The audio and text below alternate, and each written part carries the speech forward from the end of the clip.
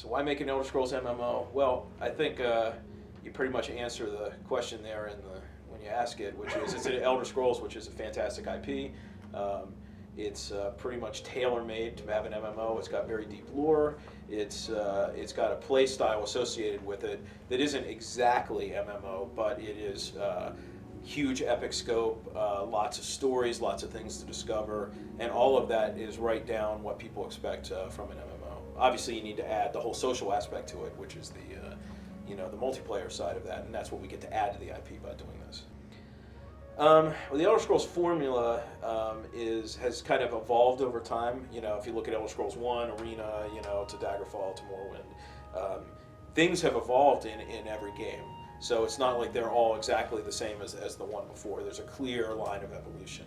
So what we had to do to make it an MMO is to kind of evolve over to the multiplayer side, and there are some things that come with that. Since we have a PvP component to our game, it's very difficult to make a skill-based game like in Skyrim. So we went back to a more traditional character-based system like in the older Elder Scrolls games, just to make it easier to balance, to make sure that the PvP system worked. But that being said, as part of an Elder Scrolls game, you expect as a player to be able to differentiate your character, to kind of take it where you want to. So inside of the paradigm of each class, you have perks and abilities that really can let you define what you want to be, although in the context of a class. If you have experience playing an Elder Scrolls game, I think even if you've never played an MMO before, you should feel right at home in Elder Scrolls Online, because it's got a lot of the play style that you associate with your Oblivions, your Skyrims, your Morrowinds. It's got things. It's got the lore is the same. It's got characters that you understand. It's got races that are the same as the other games. So we made a lot of choices to make it very accessible to the player who's only experienced the console versions of the Elder Scrolls. Things like the interface is very minimalistic, and it lets you concentrate on the world, not on the interface. So we made it feel much more like a console game from the interface side than an MMO, just for that reason, to make sure that everyone feels comfortable when they play it.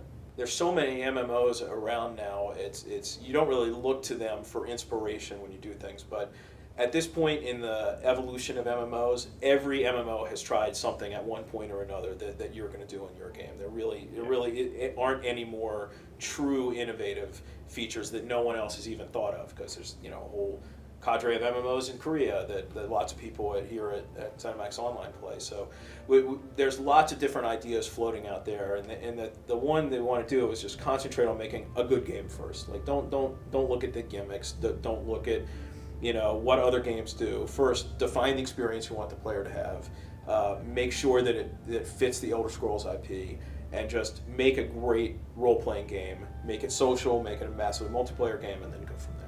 The core part of Elder Scrolls games is you're the hero, you get to save the world. And the way we do that in Elder Scrolls Online is there are parts of the games that you just do solo, and you just do in a story instance. So the main backbone story of the game, which is your interaction with Molag Bal, one of the Daedric princes, you're the hero in that story, so you experience that only by yourself.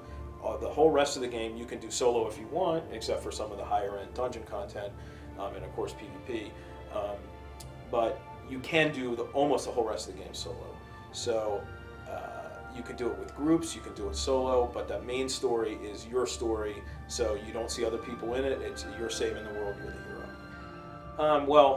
When working on any project for as long as we have, some changes creep in. A lot of the big moment when there have been a couple of moments that we had to sit down and reevaluate what we were doing and how we were doing it, and a lot of that was more based on Skyrim's success than any other MMO that was out there, because when we started the project, everyone's frame of reference for the IP was Oblivion, and then suddenly now everyone's frame of reference, and there's a lot more of them, is Skyrim. So we had to make sure that the game felt fresh and familiar to Skyrim players as well. So much more of a internal pressure, which is good from successful products at your sister studio, and that's your IP.